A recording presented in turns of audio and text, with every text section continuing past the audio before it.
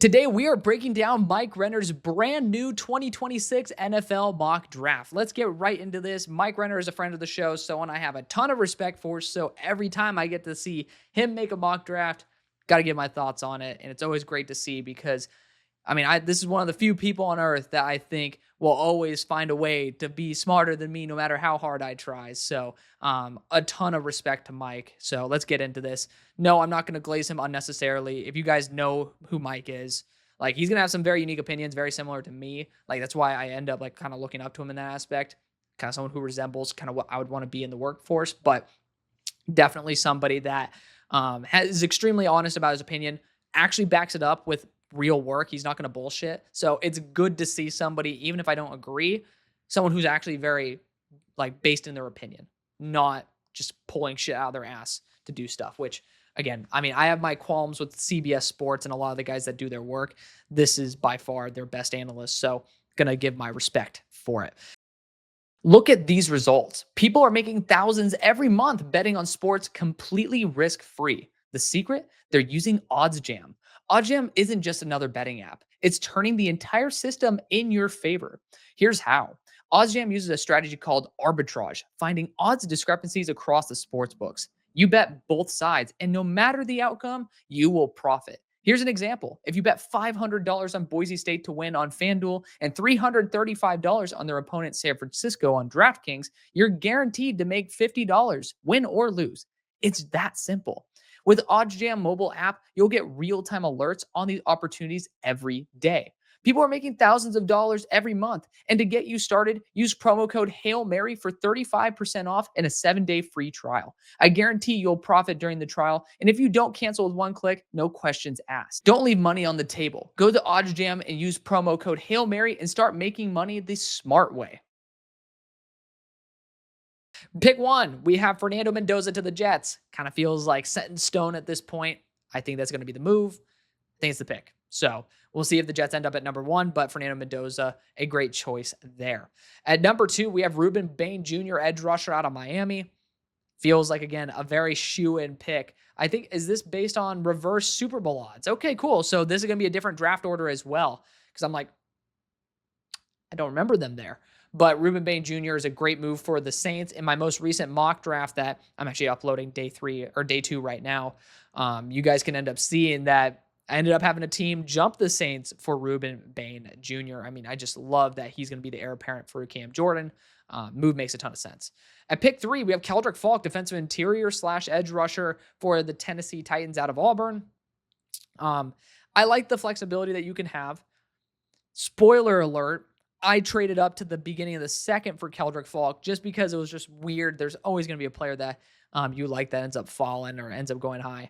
Like, Keldrick Falk's an extremely intriguing build. He can go as high as the top 5. He can go as low as the early second, in my opinion.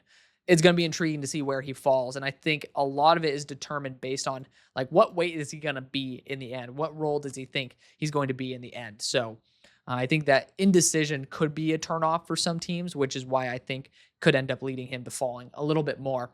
At pick 4, the Dolphins end up passing on a QB and go Peter Woods, defensive interior out of Clemson. He's my number 2 player in the class.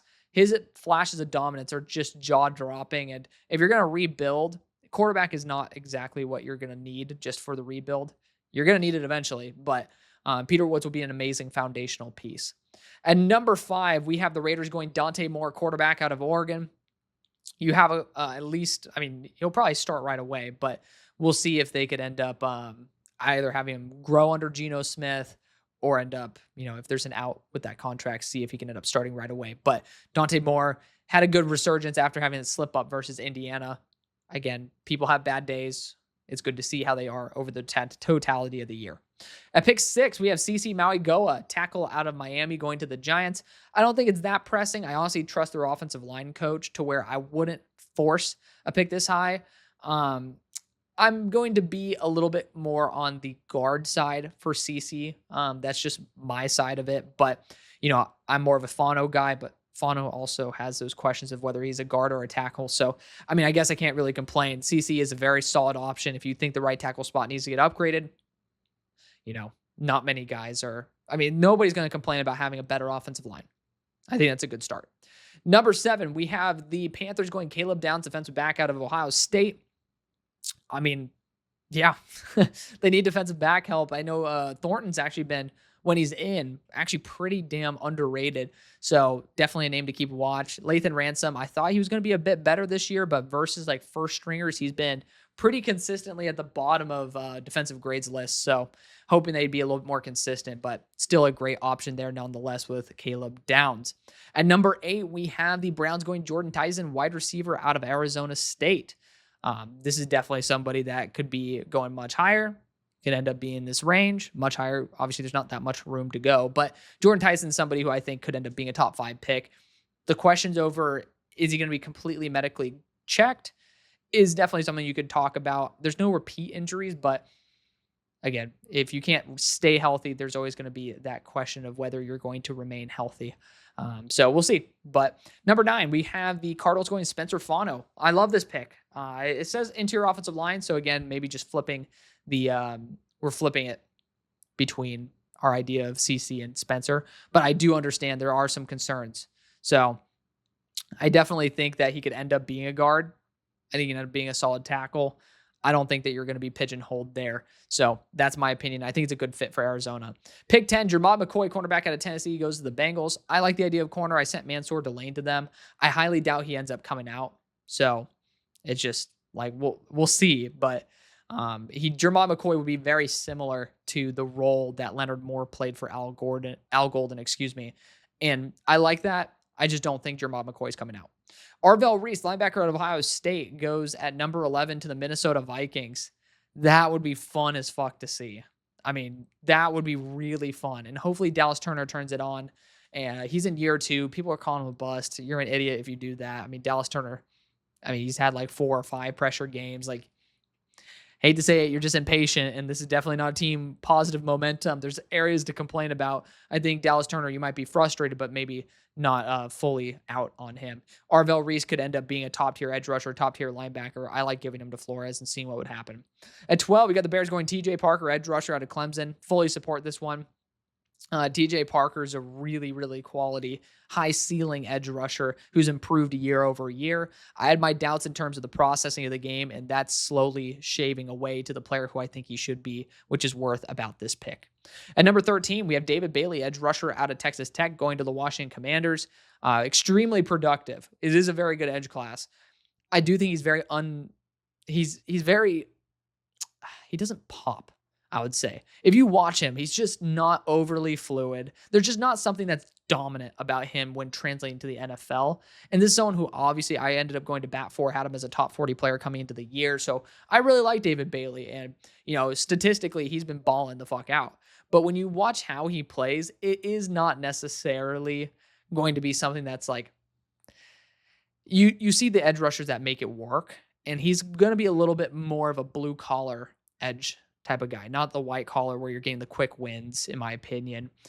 And he's not really built to be a blue collar edge. So that's where I have my doubts, but he's still someone who I have as a top 10 edge rusher. Absolutely. He's been really good. I'd honestly be very comfortable with Dan Quinn making the most of David Bailey, which would end up making sense at pick 13. 14, the Cowboys go Jeremiah Love, running back out of Notre Dame. I ended up mentioning this as well because this was a possible outcome for the Cowboys in my most recent mock draft. I think if you look at how they've been very effective recently with lower value running backs, I think that the organization will continue to see that trend and not put enough value into the position. So I think personally, they're not going to look at this, but if they end up going this route, if they're able to make it work with not amazing running back talent, just imagine what they could do with more. So there's also that counter argument. At pick 15, you got the Rams going Ty Simpson, quarterback out of Alabama. Definitely, like, they brought on Jimmy G, Baker Mayfield. You're talking about a very similar quarterback archetype that the Rams seem to really like. Matt Stafford, a little bit more of an exception with how wild his arm is, but Ty Simpson going to be it makes sense as to why he would go to the Rams at pick 15. Pick 16, Carnell Tate, wide receiver out of The Ohio State University, goes to the Pittsburgh Steelers. This is as good as we could dream for. A high-tier wide receiver 2 that could end up eclipsing as a true 1. Just depends on what your opinion is of DK. But regardless, having 2 1s is not a problem at all. I'd really like to see Carnell Tate on my Pittsburgh Steelers. At number 17, we have the Texans going Vega Ione, guard out of Penn State. just continue to bulk up the offensive line. He's been fantastic as a pass blocker and has always been good as a run blocker. Very safe pick there for a team that also has taken guard in the first. At pick 18, you go Chris Brazzell, the second wide receiver out of Tennessee. I think this is amazing for Drake May in terms of his deep throws. So Chris Brazzell is literally just a deep threat.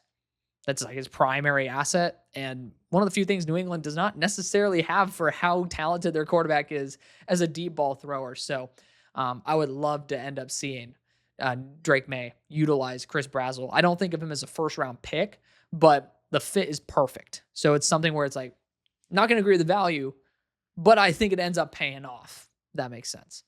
Pick 19, Amari Washington, defensive interior, goes to the Cleveland Browns. I think they have a lot of guys who are really talented on the defensive front, like even guys like Aiden Huntington, who is going to be super versatile, a little bit undersized. I just think there's going to be a lot of talent there to where Amari does have time to develop, but it also might cut away from the potential of having the maximum impact from the guys who are there. I would not go with this route personally. What was their first pick? I'm tripping. It was Jordan Tyson. I didn't be going after an offensive lineman right now, like Caleb Lamu, or, even if you want to go for a true tackle, Trevor Gooseby. Like, there's just players that I'd prefer. But I mean, again, Amari Washington is an absolute freak. I mean, he's just like a legitimate freak. At number 20, we have the Seattle Seahawks going to Mekhi Lemon, wide receiver out of USC. I love this. He's going to be a high volume target and pairs well at JSN. Just take the pressure off JSN. I'd want somebody to maybe draft Nick Harbor in round 2 if you can. I know it's crazy to go back-to-back receivers, but someone who could stretch the field in a Kubiak offense a little bit more to take the stress off JSN to do so. Of course, you could always do that in free agency as well. At number 21, speaking of the bastard, you got Caleb Lamu, tackle out of Utah, going to the Niners.